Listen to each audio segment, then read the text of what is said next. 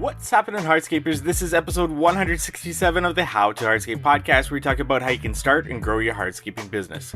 And today's episode is brought to you by Cycle CPA. If you need bookkeeping, accounting, or CFO services, reach out to them at cyclecpa.com. Let them know How to Hardscape sent you for $200 off their services, as well as Inlight Outdoor Lighting. Check them out on Instagram at Inlight Design. That's INLITE Design. Get some inspiration from their beautiful photos there incorporating outdoor lighting, and reach out to them to get the conversation started if you're looking for new lighting for your business.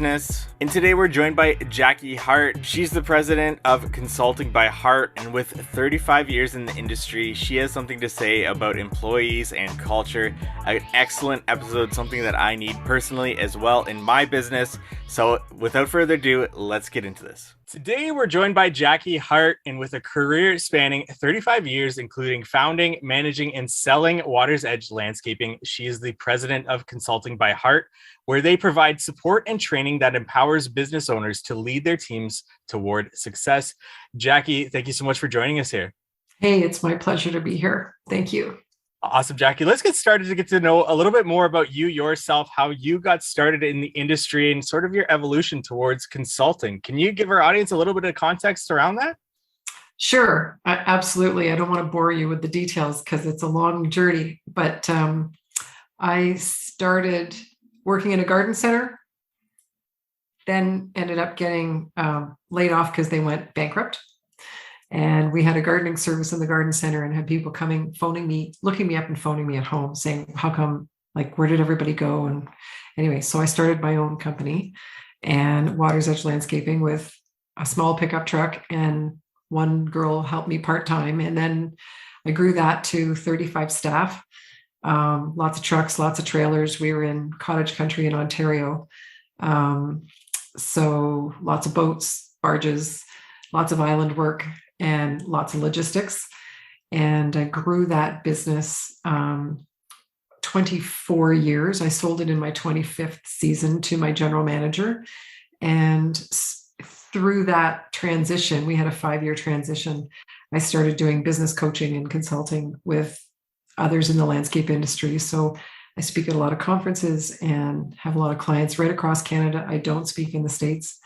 And I don't have clients in the States, but I do everything in Canada. And so now I just run business coaching and consulting. And I also do a lot of training for the large industry association up here in Landscape, Ontario. And so lots of business coaching, lots of business entrepreneur, business owner training and teaching on anything from financials to managing leadership and managing your people. Amazing. So having been consulting for as long as you've been doing, you've obviously had the privilege of going under the hood of many different companies and kind of seeing how they work. What are some common themes that are kind of popping up to you as you kind of take a look at these companies? And are there any common things that you definitely see from company to company, or what can you kind of give us in terms of this? Well, there's lots of common things that people struggle with. And I always say, you know what, you're not alone. Every single coaching client that comes to me, they're either not making enough profit, they don't have enough cash flow to get them through the slower time of the year. They can't build a team and get people to stay for any length of time. They're always recruiting, always looking for a lead hand, a supervisor. They're wearing too many hats. They can't focus on any one thing well themselves. They're spread too thin. They're pulled in many different directions. They're living off of a drive-through diet, and they're not getting the results and the equity built up in their business. Because let's face it, in this industry, it's our retirement plan, right? Like being able to build a value in a company is your pension.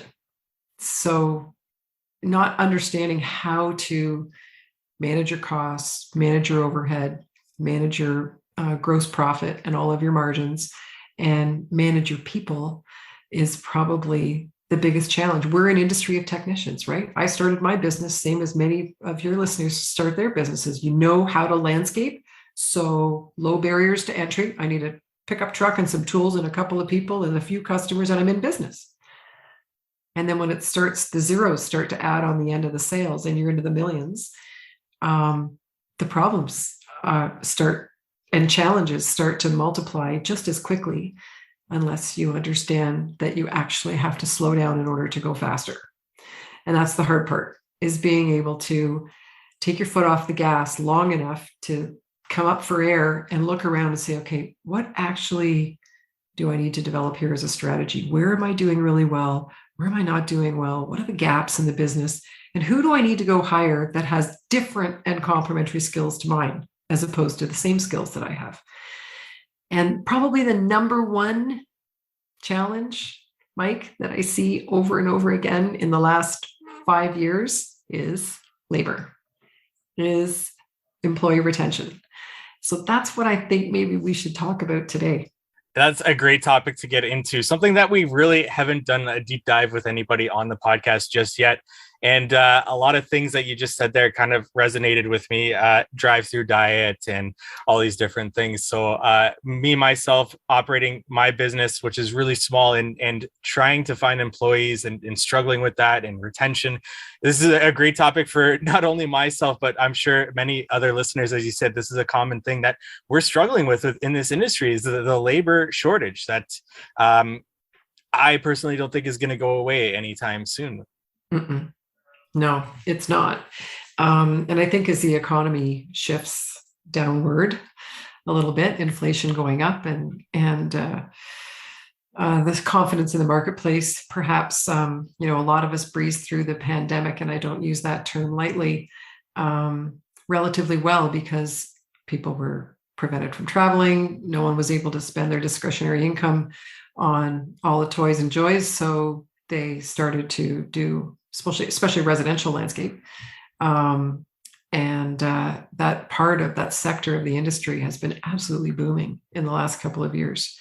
And so it's been even harder to find the right people's, government programs, paying people to stay home, giving people funding that maybe they wouldn't normally have been able to have. Lots of people going underground, working for cash. So there's been a shift in the employee labor marketplace. Lay that on top of the problem that many employers, I'm going to say baby boomer, Gen X employers over the age of 45, have been having in the last 5 to 8 years with trying to connect with millennials, and having that sort of technology gap, and having the communication gap and the social media gap, has really amplified the challenges of getting employer-employee collaboration. And so now we've got Gen Z coming well into the workforce, under the age of 25, and you get employers who are over the age of 50 or even over the age of 40, and the under 25s have a very different work style and a very different outlook on life, right? They entered into the workforce with a cell phone in their back pocket and with any number of job opportunities in the palm of their hand, any moment of the day. The moment something goes sideways, they get uncomfortable, they don't like it. Somebody, speaks down to them, or someone, doesn't treat them very nicely, or they don't see a way forward. That's one of the biggest challenges with Gen Z, is they see they have their eyes on the prize. They see the foreman driving this fancy truck with the shiny rims, or the supervisor and the guy running the skid steer, and they're on a shovel, and they're like, no, I want that. But they don't understand the journey to get there. And they're impatient. They're super impatient. Again, because we're on a podcast, but I'm holding my phone up. They don't have to be patient, because they have whatever information they want at their fingertips at any moment. So we have to teach them patience. And we also have to show them that there's hope and opportunity. And as employers, if we don't make sure that everyone on our team shows up every day hopeful, just hope, come to work hopeful that you're going to learn something new, that you're going to rock it out of the park, that you're going to build something awesome, that you're going to learn a new skill, you're going to learn to run a new piece of equipment, or use a new tool, or hit it out of the park some way, get a pat on the back, be appreciated, but have some joking around at lunch, whatever. Hopeful that something is going to go well for them every day. and then be able to leave at the end of the day proud. I learned this. I helped Buddy do this. I helped so-and-so do that. I learned how to do this. The boss told me I did a great job at this. Everyone needs, when you peel back the layers and the bravado and the macho and the ego and whatever, peel all that back and look in the mirror, every single one of you listening to this, and think about, what if every day I came to work and I wasn't hopeful? Like I had no hope. It was a dead end job. What if I thought this was a dead end job working for you, Mike? How long am I going to stay? The moment some little carrot gets dangled in front of me, or some little notification comes to my phone because I've been Google searching different jobs, and all of a sudden it's, here they all are. What do you think I'm going to do? Right? So it's up to employers to slow themselves down enough to pay attention. And I know there's going to be probably hundreds of your listeners rolling their eyes when I say this. Pay attention to how your people feel. Right? And I'm not saying this because I'm a woman. I'm saying this because it's important. If you want your employees under the age of 30 to really, really stay with your company, if you want to make your company sticky, is that what I call it? You need to pay attention to how they feel. When do they feel uncertain? When are they feeling anxious? Anxiety is the curse of millennials, right? Anxiety is a huge, huge problem in the workplace. And you've probably got, every single one of you listening to this probably has someone on your team on meds for anxiety. That's the odds. Statistically, more than 20% of people under the age of 30 are either in mental health therapy or in medication treatment for anxiety. You got a staff of 5, 20%. That means you got one person on your team that has a problem with anxiety. So what can you do as an employer just to dial that back a little bit? When someone feels uncertain, or they feel embarrassed, or there's no psychological safety to ask a question without being hazed or ridiculed or teased or made fun of, how are you going to get that person to show up every day if they know they've got to work with someone who picks on them? And what we're doing, like a lot of your listeners are going to say, well, you tell them to suck it up and show up for work anyway. And you know what? That doesn't work anymore. The results that many of you are getting in the yard in the morning, when 1 or 2 or 3 or more people don't show up and didn't call, they just didn't show up. The results that you're getting are telling you that there's a problem with culture. There's a problem with hope, a problem with engagement and pride, and you're not sticky enough. You're not sticky enough to get them out of bed when they're a little nervous or a little shy, or got a bad sunburn yesterday, or their back's sore, or what. There's not enough motivation for them to push through and come because they have no hope. So what do you do about that? Here's a couple of things you can do about that. If everyone who comes to work for you knows what it looks like when they're doing their job really well, I'm going to take a guess that maybe you and your own company, Mike, and probably some of your listeners and followers might not have really detailed job descriptions for every position in your company written down. Good guess. Okay, thank you. So let's go back to that. You're not alone, and you're in good company because nobody else does either. So when you can make the time to actually write down for every position you have in your company, here's the role. Here's what you're going to do. Not tasks, but just here's the type of work you're going to do every day, right? And what you're responsible for. Every person in the company, here's 5 responsibilities you have in this job. 5. And we're also going to tell you in a job description what the results are that you and I see happening when you are fully responsible for those 5 things, right? So we got maybe 3 or 4 skills you have to have, and 3 or 4 qualifications, like a driver's license or something. And here's 5 things you'll be responsible for, and here's 5 things that are going to be happening when you're doing those responsibilities perfectly. And then when I hire you, I'm going to say, okay, let's look at the 5 responsibilities and the 5 results. Where are you starting from? Well, maybe I'm kind of halfway there on number 1, and I got number 2 nailed. I know how to run a quick cut saw, and I'm really good at reading a transit, whatever. So when you hire someone new, if they're clear on what they're good at, that you need them to be good at, and where they need to learn in order to be super good in this job, now they know, and and everybody else around you knows what they're aiming to learn.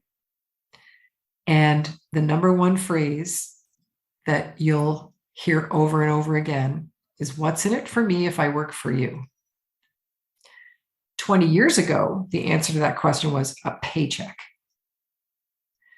But when you have a generation and a whole cohort of employees who don't need the paycheck or don't value the paycheck as greatly as your parents, my parents, our grandparents did in the work environment, it was all about buy a house, buy a car, pay off the mortgage. By the time I retire, life's good.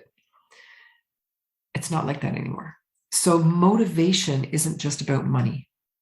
Motivation is no longer, it's part of it. Like if I can take a job for $20 an hour instead of 18, what do you think I'm going to do? Right? But if I've got 2 jobs in front of me at $20 an hour, how am I going to decide which one I'm going to take? And if I'm in a job at $20 an hour or 18 or 50, whatever, or 30, and I see another one for $20 an hour, how am I going to decide if I stay? Because the grass is always going to look greener on the other side of the fence until you get in there. So what are you doing? And your listeners, what are all of you doing to build value for the people who work for you that they're super conscious of every day? So if I stay here at $20 an hour as a landscape layer laying brick, if I stay here for a year, my job description is these 5 responsibilities and these 5 results. But I want that guy's job over there. And I want to go from a landscape laborer to a lead hand, or from a lead hand to an equipment operator, or from equipment operator to a foreman, or from foreman to supervisor. Like if everyone knows, if I'm a landscape laborer, I need to know these 5 things and get those 5 results. But if I want to become a lead hand, I need to do these 5 things and get these 5 results that the landscape laborer does. I got to be able to master all of those. And I'm going to need to learn these other 5 things and these other 5 responsibilities on top of. So if you start to build, some people call it a career path, I call it an opportunity path, not to move up in the company. I want all of you to forget that whole concept of hierarchy.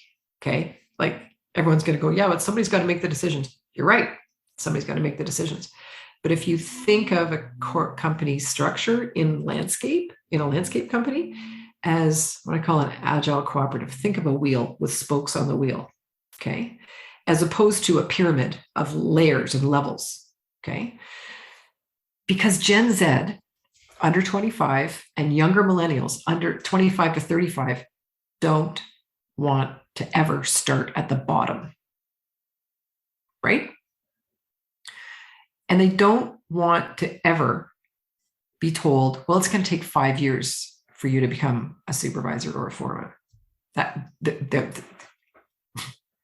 They'll be out the back door of the HR department so fast you won't even be able to see a trail behind them.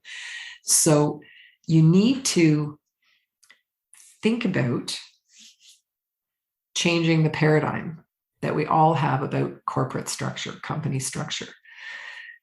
If you think of opportunity instead of promotion, you're halfway there. If you think about capability being made up of skill. So I know how to run a quick cut saw, or I know how to lay sod, or I know how to prune boxwoods. And then knowledge. So skill plus knowledge. So skill is I know how to do this. Knowledge is I know why to do it and when to do it. And I can teach someone else how to do it.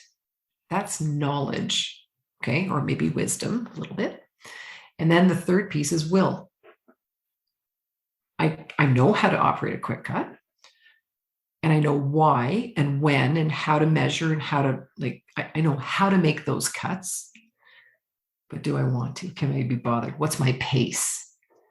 What's my endurance? What's my production like in hour 1 and hour 9 on a hot sunny day?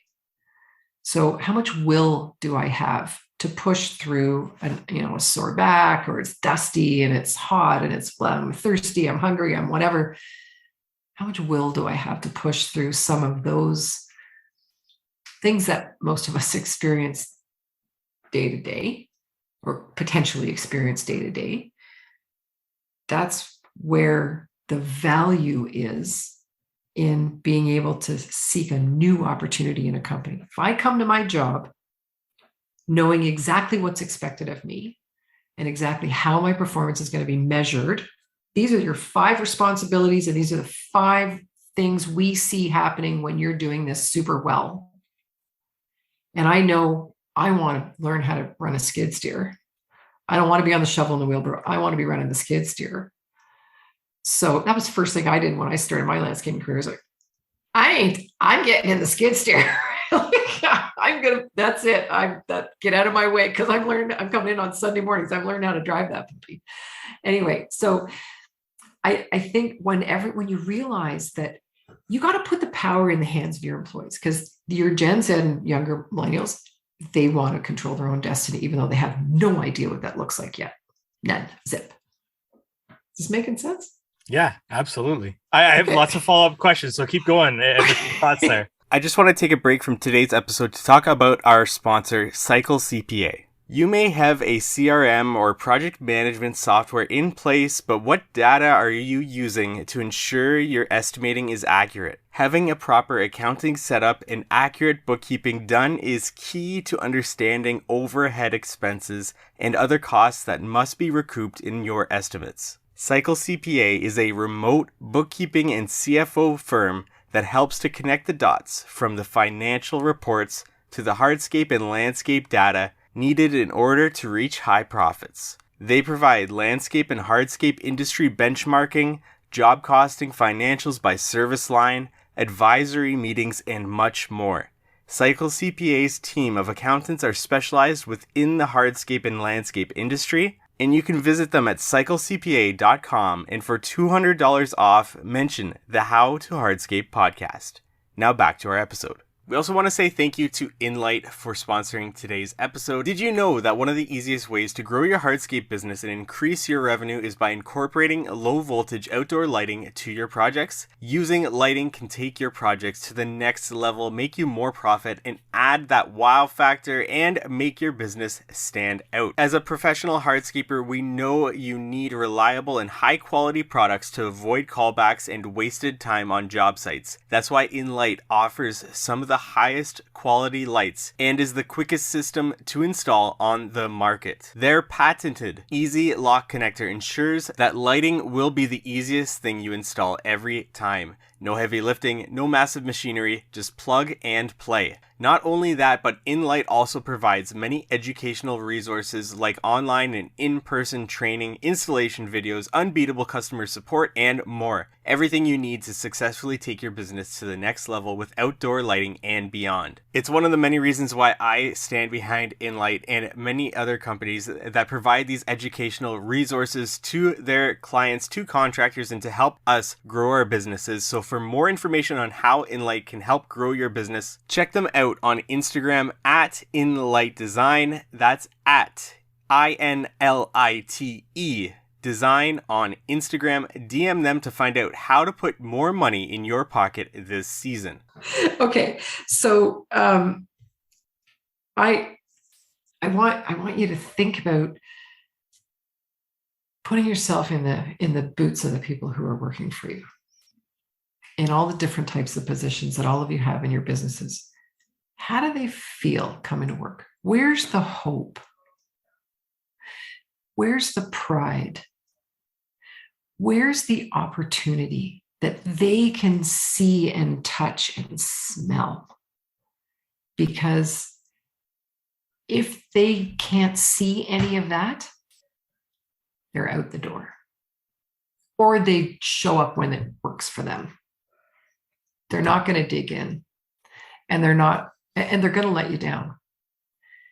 And one thing I know for sure from all the companies that I work with, the lost opportunity cost to your business, if you've got trucks and trailers and tools and equipment and projects sold and all lined up, and you've made production promises to customers, and then you have people who don't show up, and you fall behind schedule, and you've got a truck sitting in the yard because you can't find a foreman and someone to run the crew. So now you've combined a couple together. Now you got a super expensive crew because you got two foremen working together because you don't have anybody to go in that crew truck. Like, come on. The cost to the business, the cost to your business of not having the right people in the right seats on the company bus when you need them is huge, right? You want to make profit. If you're set up to have 10 people working, whether it's mowing or gardening or installing irrigation or cutting down trees and mulching and chipping and laying pavers, I don't care what you're doing. If you've got capacity for 10, and right now you've only got 7, or you've got 8 and one's kind of, yeah, but we keep them just, we need a warm body. I used to call it 2 feet in a heartbeat. You're going to make 20% less profit than you targeted automatically if you've got 8 people and need 10. And what's it doing to the really good people who you have? Because when we're short-staffed, who do we burden? We burden our best people. And we ask them to do more. And where's their hope? Right? Lots of questions from that. You said you got some questions, so I got you lots fire of questions. Away. So I do want to touch on structure and what that means for the employees that we already have that are used to maybe our hierarchy. I don't know how to properly pronounce that word there, but who are already used to that. And kind of you're bringing in new employees and kind of changing things. Whereas the older employees that you may be having that are really faithful to the company and really established with where they're at, and then you're kind of changing things on them. How do you communicate that? How do you change that culture if you've already established a culture that's like a baseline for the company, and then you want to transition to make this company more pleasing to this younger generation coming into the workforce? How do you communicate that essentially, and how do you make that switch? Great question. I'm really glad you asked that. Great question. And I'm sorry I skipped over that as a detail. I could have probably included that in there. Is not just what to do, but how do you do it? And I think the best way to do it is to be super honest, to sit down the ones who've been with you for the longest or your current employees and say, look, we got to do something different here because I don't want to burn you guys out. And I'm tired of not being able to find enough people, not being able to find the right people, not being able to keep the people we want to keep. We got to do something different. And I came across this idea. And the idea is, instead of having seniority over top of someone else, what if you had 3 or 4 people on your crew, and there's actually someone there who actually really likes doing the paperwork, but they're not a foreman, so they're not given the paperwork. You got to do the paperwork, but you hate doing the paperwork. You hate tracking the slips for the stuff that you bought at the over the weigh scale, and the gas chits, and this, receipts for this, that, and the other, and getting them into the office. What if you had somebody in the crew who's like, oh yeah, like maybe they're detail oriented and they really like doing that kind of stuff. What if you could share, if everyone knew what every position was responsible for, and you can start a little bit of bartering going on, right? And what if you were able to say, okay, there's some things that we all are responsible to do during a day and actually hate doing and lean away from. What if we could share some of those tasks? And what if we could actually create a communication, a way of communicating with one another, so that there's no condescending, there's no bullying, there's no, okay, well, he's the new guy, so he's got to do that stuff on the wheelbarrow down the hill and back up again. What if it's, no, you do that for half hour, then I'll take the next half hour, and so takes the next half hour, and we work together more as a team. So there's no sense of entitlement. When you get rid of that sense of entitlement, if you've got people in your midst who abuse the power, the authoritative hierarchical power that they have, and by the way, you pronounce the word just fine. But if you have people who abuse that power, like right now I'm working on a contract in a construction company that's 150 employees, and we're restructuring that and fixing the culture. And I'm in there for 3 years, and I've been in there for a year so far. And let me tell you, this company, knowledge hoarding is so rampant in this company. They've got some employees who've been there 35, 40, 45 years, and they know it all, and they aren't teaching anybody because it threatens their job security. And that is so toxic and so dysfunctional. We're actually starting to fire some of them to get the message across that this is not okay. Knowledge hoarding and using knowledge as power over other people is not okay. And I can tell you, millennials and Gen Z won't accept it, right? So how do you do it? You start with a conversation to say, look, the end game here, whatever your end game is, whatever it is you want to improve, but I'm going to assume that you want to improve employee retention. Okay, so let's say that's the end game. If the end game is retaining the people that you do bring in and like and have the skills and are willing and want to learn knowledge, like they want to gain more knowledge and experience. If that's the end game, is to keep them, to make the company more sticky, then you can't keep doing what you've always done, or you're always going to get the result that you've always got, right? Albert Einstein, great quote. You cannot solve a problem using the same thinking that created it. And what you are all faced with in this industry, in this decade, is a clash and an intersection of that old way of thinking and this newer attitude towards work. I will go where the work is meaningful, where I am valued, where I'm appreciated, and where there's opportunity for me to learn and grow. Period. As opposed to, I'm going to go and work for a company because they have a pension plan. If I stay there for 15 years or 20 years or 25 years, because that's what my dad did, that doesn't exist anymore, right? People aren't looking for that. But when you run a company that's structured with entry level and then lead hand and then foreman and then supervisor and then operations manager and then the owner, and they're all layered one on top of the other, and the only way you can get a raise is to move up or still be breathing next spring when you come back to work after a winter layoff or a winter slow period, and you get cost of living. But then they're not going to stay.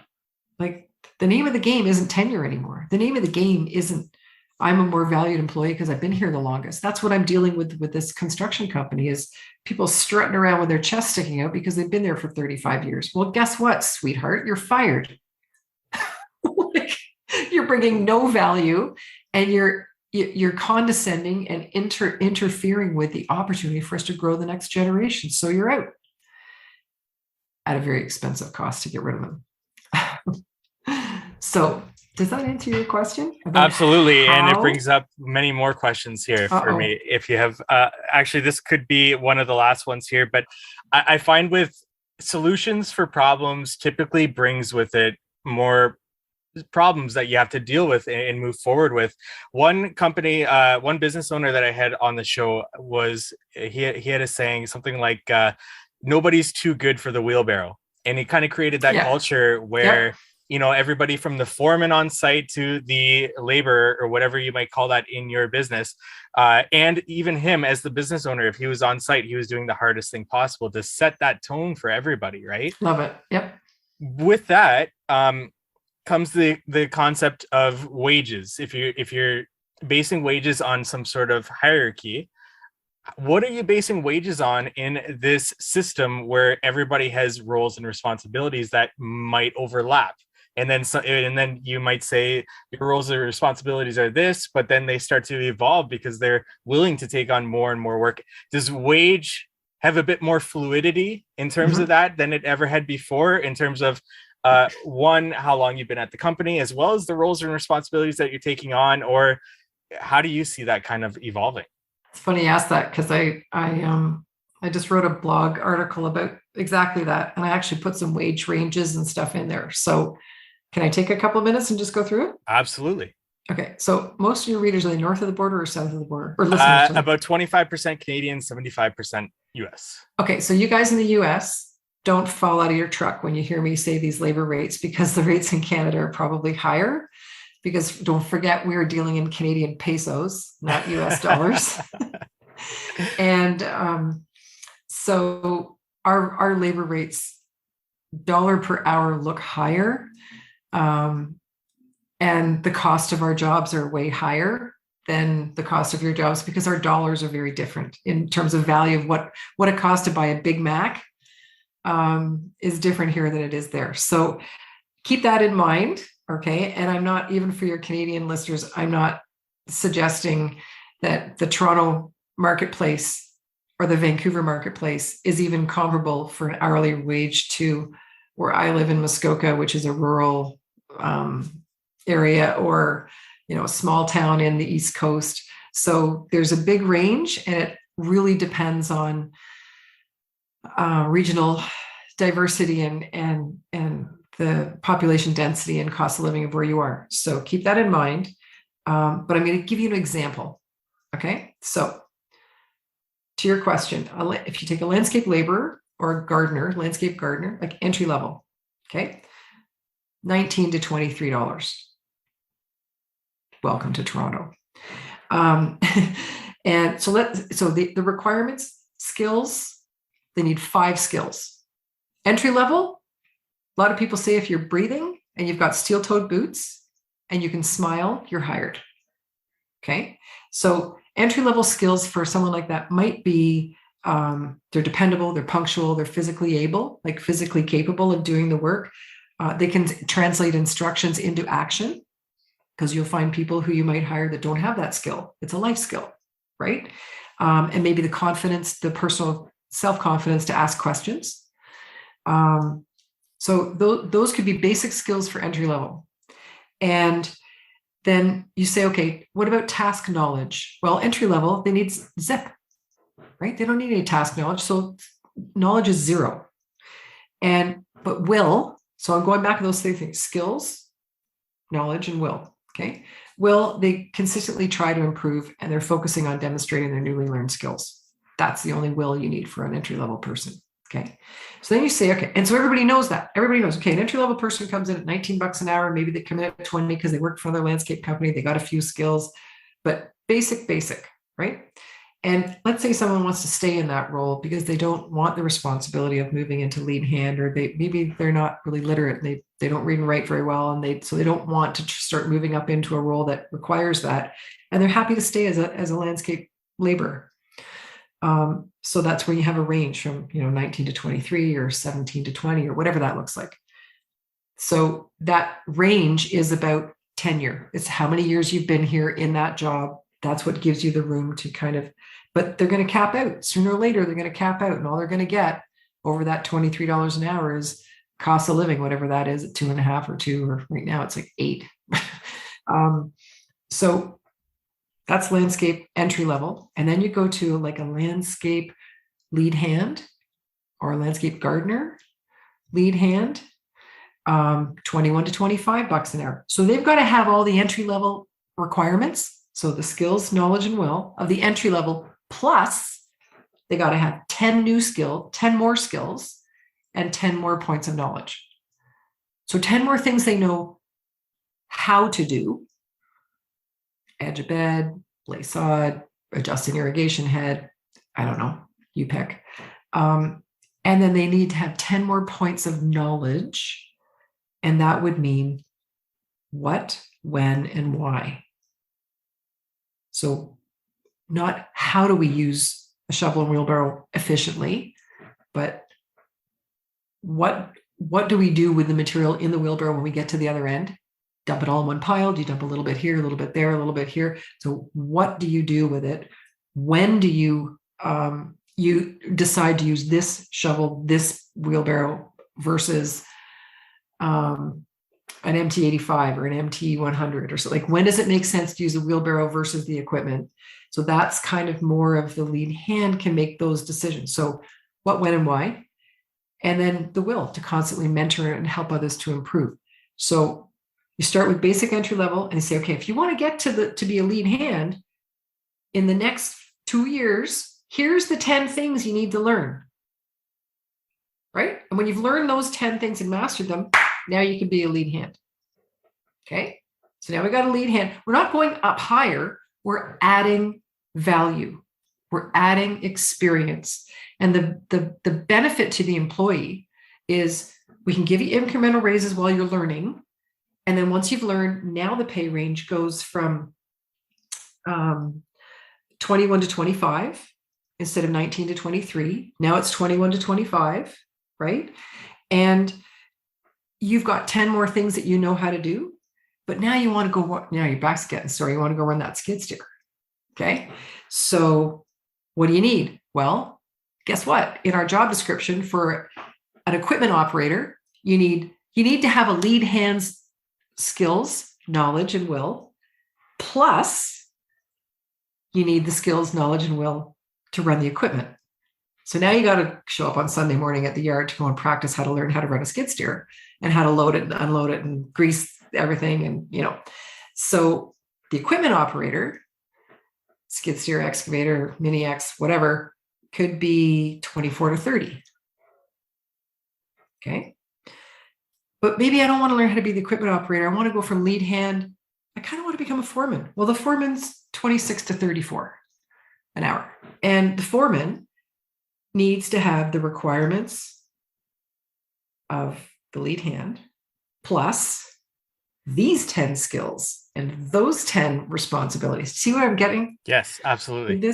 So, and then when you add, if I want to become a foreperson, I got to have these skills plus those 10, plus the ability to lead others collaboratively and the ability to motivate, inspire, and mentor. And then if I want to be a supervisor, I got to have all those skills plus another 10 things, whatever they are, right? And I've got to have critical thinking and problem solving. And I've got to have confidence and excellent communication skills. And I've got to have excellent team management skills and self-accountability and high emotional intelligence. So what I'm suggesting is we're not building layers on top of each other. We're building lateral opportunities to move sideways, to move around within the company. And maybe it's just a little bit of semantics. Some of you are kind of going, yeah, it's the same thing. No, it's not. It's kind of marketing. It's all in how you present it to your team. Okay? Because if you present it as you come in as lead hand and you move up the ladder, there is always, it's human nature. There's always going to be the concept of I'm higher than you. I'm looking down on you. You're going to do what I tell you to do. when you get rid of that, and it takes time, and everybody's got to be on board, and there's always going to be one that isn't on board, and you can show them the door, or you can say, well, we're kind of doing this by vote here, and you're outnumbered, so this is the way we're going. But try to do it as collaboratively as you can. Jacki, thank you so much here. I do have a really quick question. One thing that I did like that you said there was the willingness to help others. So that creates that knowledge share. So that's like one of the most important skills, like almost early on there. But is this transparent? Like, and this is a really short question. Is this transparent in terms of we create these skills, we create these different things so that people can see them and know where they're getting, as well as the wage? Yes. Okay. Awesome. Why not? Because they're going to talk about it anyway. Right. Murphy's sakes, don't ever think that your staff don't know how much each other make, because it doesn't matter what policy you want to write in which handbook, they're going to talk. Everybody knows how much everybody else makes, or at least a few of them. And if you don't show where the path is, if you don't show them where they can grow to with your company, they're going to look somewhere else of where they can grow to. If they think for a moment that the only people in this company who move up are the ones who have been here the longest, or who are related to someone, or are sleeping with someone, or I don't know, come up with another stupid rule. But if they can see where there's a path and there's a checklist, I got to learn this, and that. And if I can learn those 4 things, oh my God, I could get that job. I could get that range. And I've test driven this in many companies, and it's working. Like, it's working. So the whole thing here, if you don't leave with anything else, is what can you do to make your company more sticky? Because you all are working your butts off, and you are investing a huge amount of your energy and your knowledge in training and mentoring the people who work for you, hoping that they stay. So what aren't you doing right? Jacki, thank you so much for your time here. I do have to let you go, and thank you for the knowledge. That I've got tons of notes that I'm going to have to re-listen to this myself. So this was excellent. Jacki, where can our audience go find out more about you, yourself, anything that you want to direct them to? Where do you want to throw at? Well, I'm happy to do that. I'm happy to share with your listeners my website, which is Consulting by Hart, H-A-R-T, which is my last name, consultingbyhart.com.